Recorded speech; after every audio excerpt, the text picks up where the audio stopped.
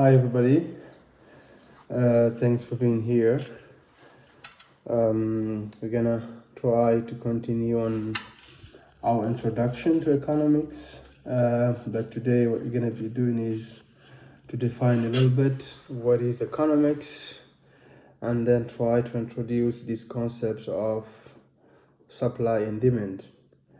Then, what we're gonna do next is to give some examples related to our economy, namely Guinea Conakry. But before doing that, I have to define what is economics and why it is important that we spend some time understanding the concept of this field, as it would probably help everybody, make the best decision that we could expect. Okay. But first, economics is a social science, actually, that examines how governments or institutions, if you want, how individual, as well as how a society as a whole make optimal choices. So what's important to make optimal choices? Because we're living in a world where we have what we call scarcity. Everything is limited. Resources are limited. It could be natural resources. It could be intellectual resources. It doesn't matter what we think of. In general, we have always limited resources. Okay, since we live in the world where we have limited resources, so we as individuals or as institutions, namely governments, we have to make sure that we make optimal choices because of this scarcity. Okay, and so economics usually, helps us analyze or help us make these optimal decisions because of this scarcity. But in order to do that, we need probably two theories that would help us make these optimal choices. The first one is called the opportunity cost. Okay, the opportunity cost is quite simple.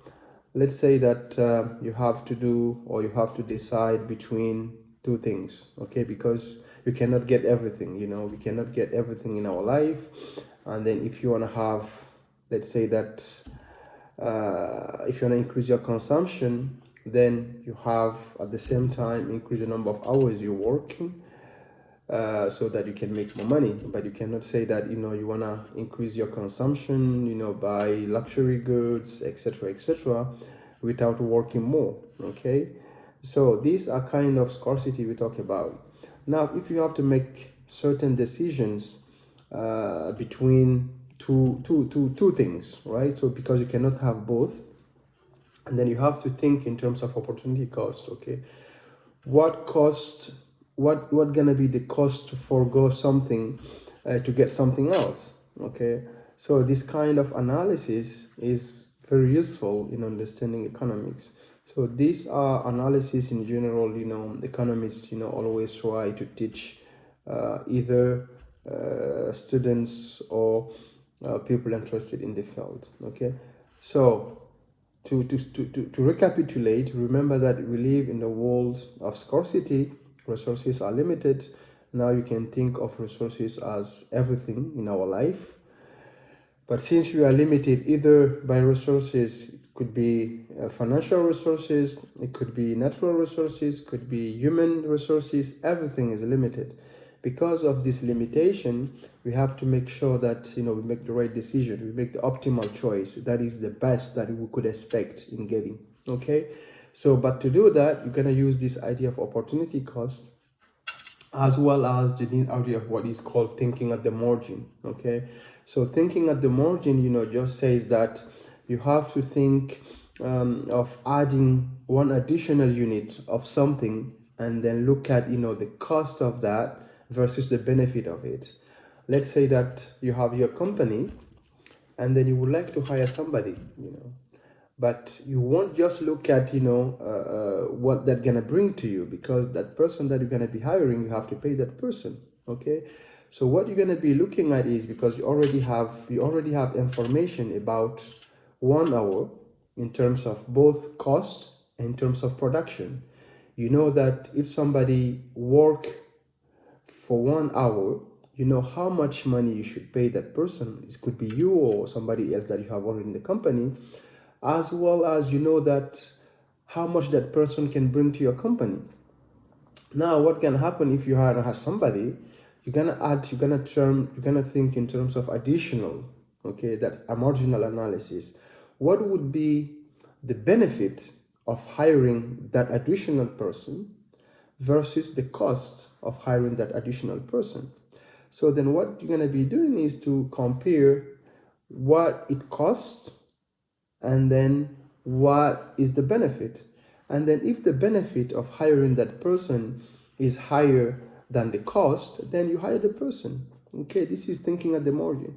But if you feel that the costs are higher than the benefits, so then you won't hire the person. Okay, these are kind of thing that we do every day in our life. But what we have to understand here is that you don't just take a pen and then the pencil and then write it down. But whenever we decide about something, we always think at the margin. We always try to make these rational calculations in our head so that we make sure that we make the right decision. Because of this scarcity, we are limited in resources. Okay, so these are in general the tools that economists use to analyze institutions and people's behavior, etc., so that they can make optimal choices.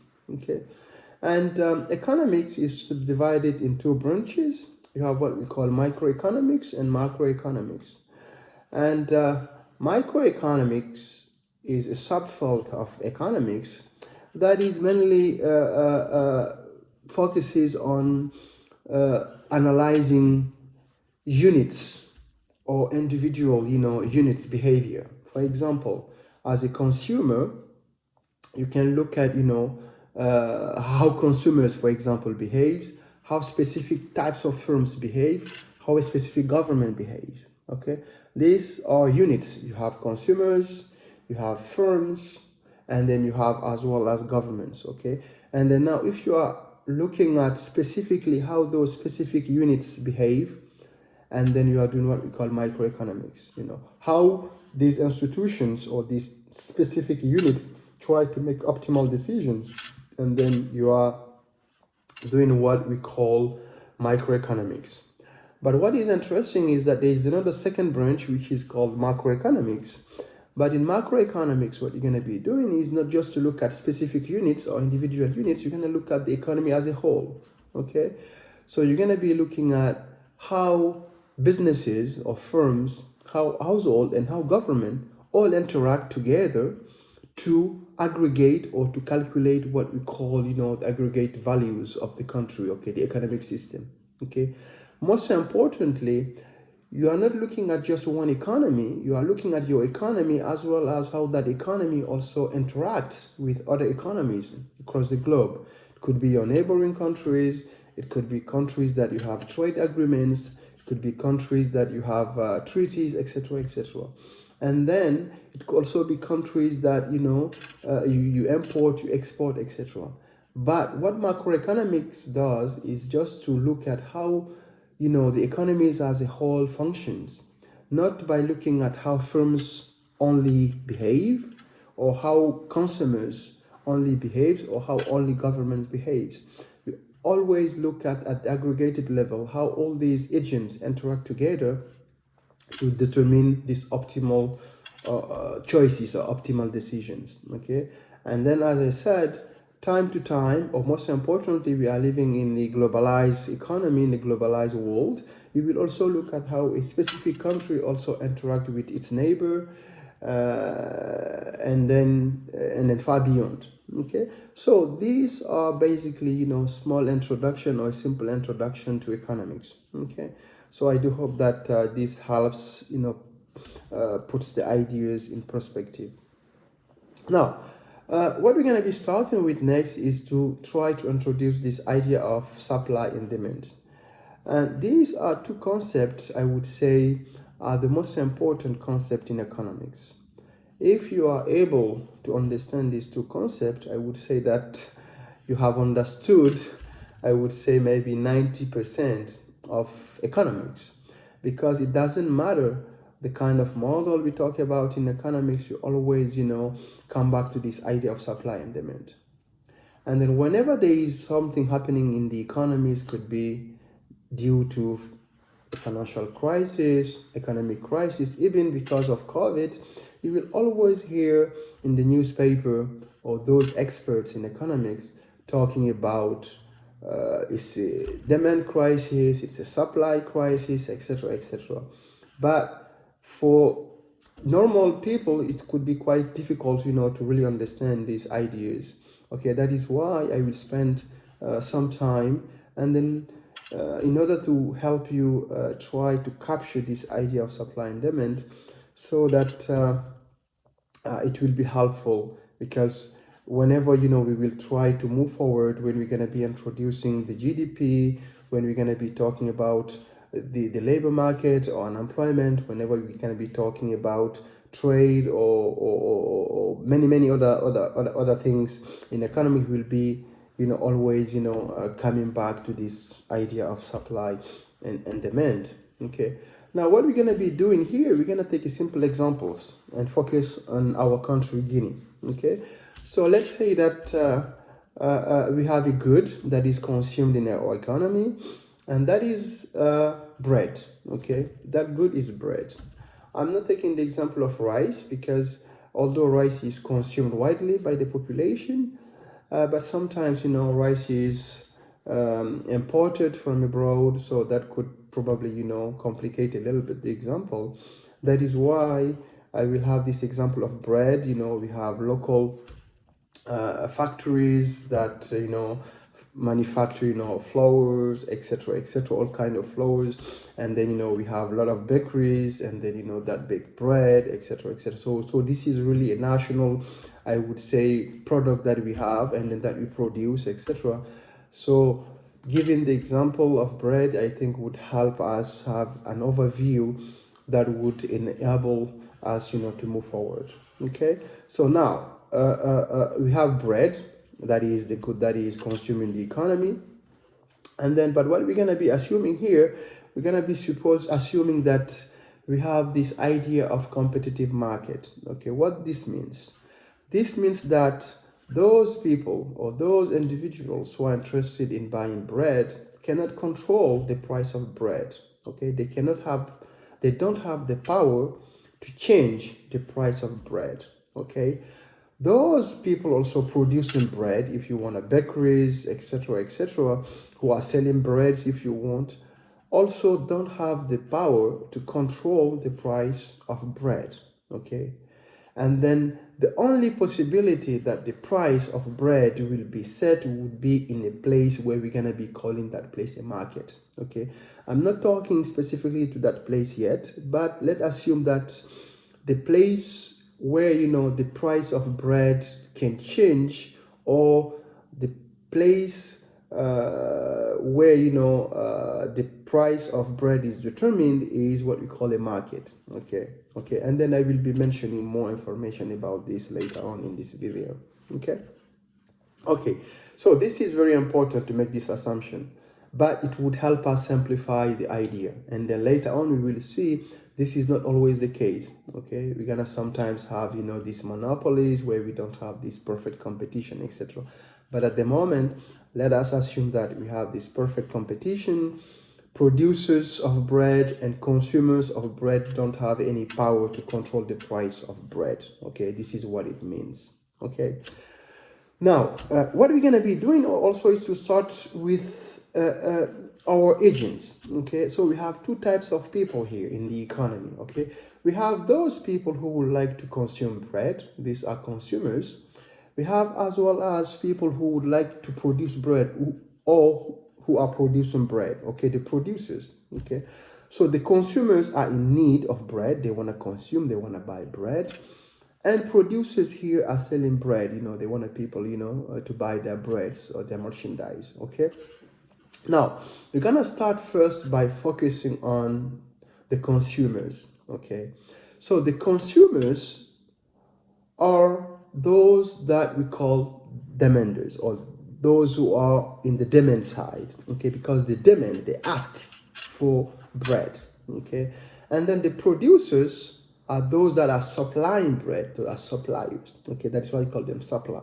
Okay, now first let us focus on what we call the demand. Okay, the demand. What is the demand? Okay, the demand is the total quantities of demanded bread in the economy, okay, at given price. Okay, why? Because the demand of bread depends on the price of bread. Okay, so we're gonna have this relationship between price and the demand. Okay, so the demand of bread depends on the price of bread. Okay, this is what we call demand.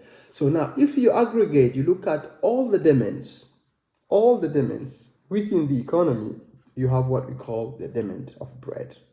Okay, now there is a law that is called the law of demand. Okay, what that law says, or tells us that when the price of bread increases, what happens to the demand of bread? In general, it decreases.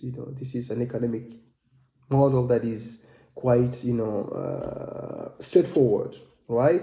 When the price of bread increases, the demand for bread decreases, because when it becomes expensive to have bread, less people will ask for bread, because expensive bread, or the lower the demand for bread would be. Okay, this is what it says. Okay, if you want, in mathematical terms, we say that there's a negative relationship between between demand and the price, or demand is a decreasing function of price.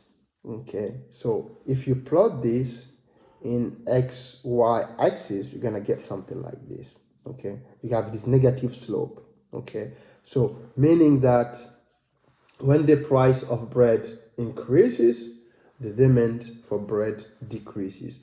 This is what we call the law of demand. Okay, this is from the demanders, or the consumers, or from those people who would like to buy bread or consume bread. Okay, that is one side. On the other hand, we also have those people who would like to buy bread, or produce bread, who would like to sell bread, who are producing bread, who are called the suppliers. Okay, so it could be bakeries, could be sellers of bread, etc., etc. Okay, but for those people, what happens is that their supply depends also on the price of bread. Okay, so the supply depends on the price of bread. But what is interesting here is that there is this positive relationship between price and supply, meaning that when the price increases, what happens to the supply? The supply also increases. As a producer, I'm glad that when I sell my goods at higher price, because I make more money and then I produce more, thinking that I will make more money out of it. Okay, so this is what it is. Okay, so increasing the price of bread also increases the supply of bread. Okay, on the producer side. Okay, so the law of supply says when the price of bread increases, when the price of bread increases, supply also increases. Mathematically saying, we could say that the supply is an increasing function of price. Okay, and then when you plot this, you can have this positive slope. Okay, so these are what we call simple models. Okay, what we did first is to analyze the consumers, or those who would like to have bread, and then next what we did was just to look at those also who would like to produce, or who are producing bread. Okay, but what is interesting here, we cannot just independently let these people go on their sides.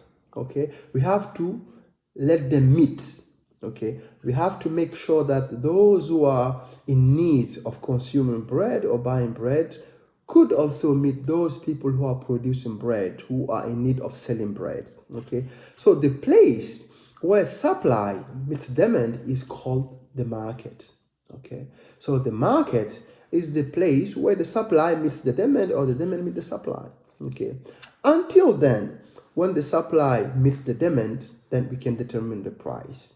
Okay, so the place where supply meets demand, the market, helps determine what we call the equilibrium price. You remember this optimal choice. So this price P, what we're gonna call it P star in economics or etc., is called the optimal price, is the price that equates the supply to demand. Okay, so supply equal to demand help us find what we call the equilibrium price. Okay, so this is very interesting.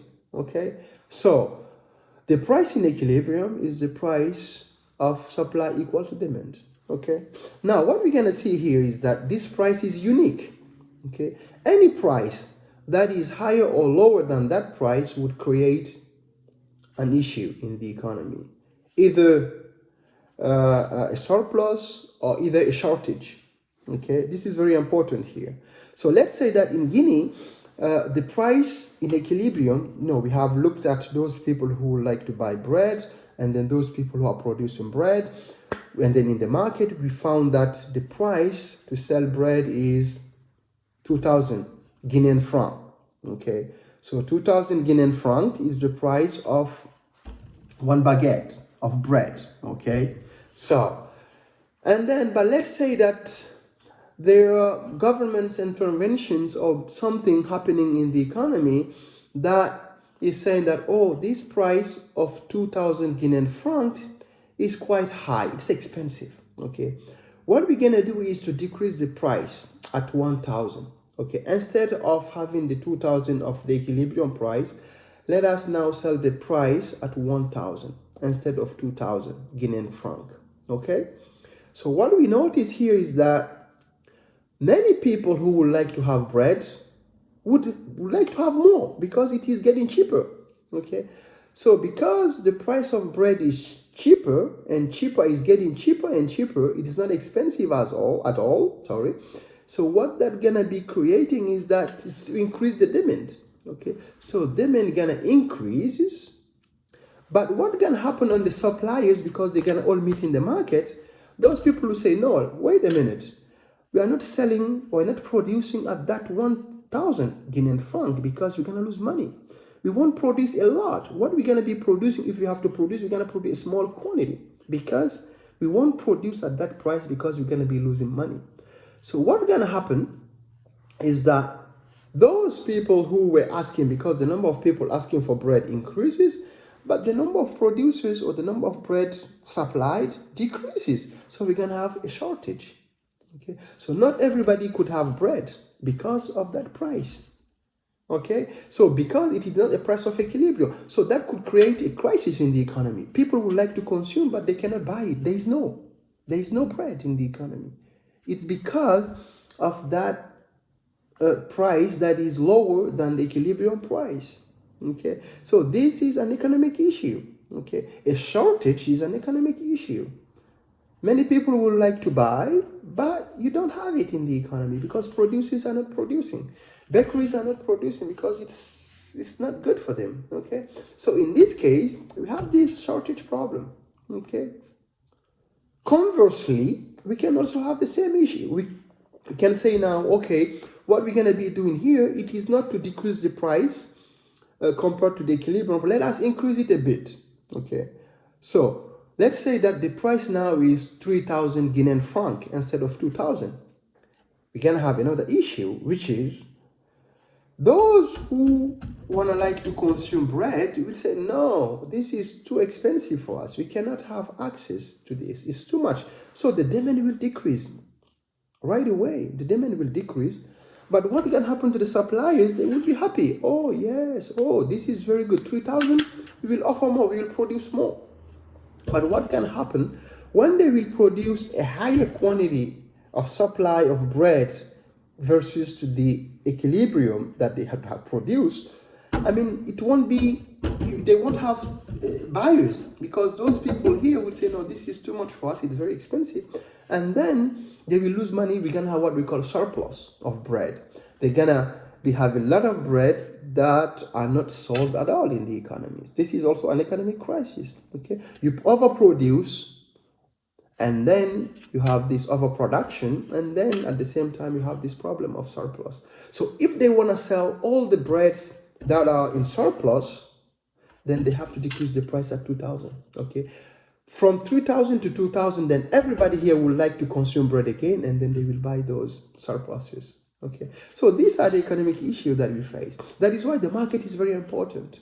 The market is very important because this is the place where the supply meets the demand, and then this is also the place where we can have this equilibrium price.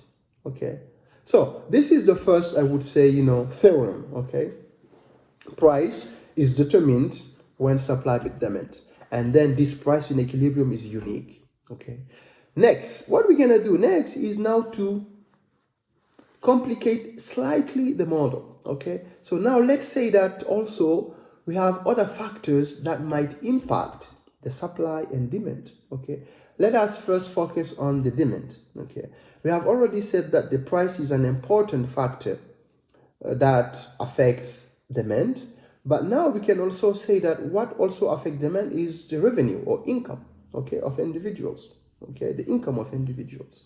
Okay, which is also important. Okay, so what this means, people will consume bread according to the price as well as according to their income.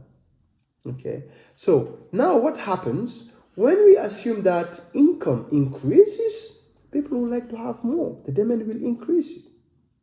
Okay, when the demand increase, what happens on the price in equilibrium, the equilibrium price will increase at the same time. Okay, so the only way that we can accept an increase in price that is not observed in the increase, that was not observed in the equilibrium, was that you give people more money, more income. Okay, or you ameliorate or you improve people's well-being or economic conditions, meaning that they get more income, more money. Okay, when they get more money, they would have to consume more, they would have to eat, to buy more, and then that would ultimately also increase the prices, Okay, so the equilibrium price that we had at the beginning will move a little bit upward. Okay, so this is the first case when we improve a little bit the model. Okay, we have also other aspects here from the suppliers. We can also say that suppliers also face two things that would affect their supply. Okay, that are what we call the resources. Okay, access to the resources. For example, in our case of bread, do we have flour? Because we know that flour is used to produce bread. Do we have access to flours? Do we have factories that are in charge of producing flour? If yes, so then okay, we have cheap resources in producing flour, and then we can use that flour for bread. Okay, or the technology. Okay, the technology also is very important, meaning that how do we produce bread? Okay, do we have big oven and then where we can put bread, and then that can give us, I don't know, 3, 10, 100,000 bread per hour or per minute? Okay, so the technology of production also is very important. So when suppliers or when those people that are producing bread, bakeries, have access to flour, have access to the resources, as well as they have access to the technology, they will be able to produce at cheap prices. Okay, because it won't cost them much to produce. And then that wanna be creating another issue for the economy, that would be ultimately also decreasing the price. Okay, so you have two things: the revenue from the consumers. When their revenue increases, the equilibrium price increases. You have now the different scenario from the suppliers. They have access to resources as well as to the technology, and then they will produce more and more and more at cheaper cost, and then that would also ultimately also decrease the price, the equilibrium price.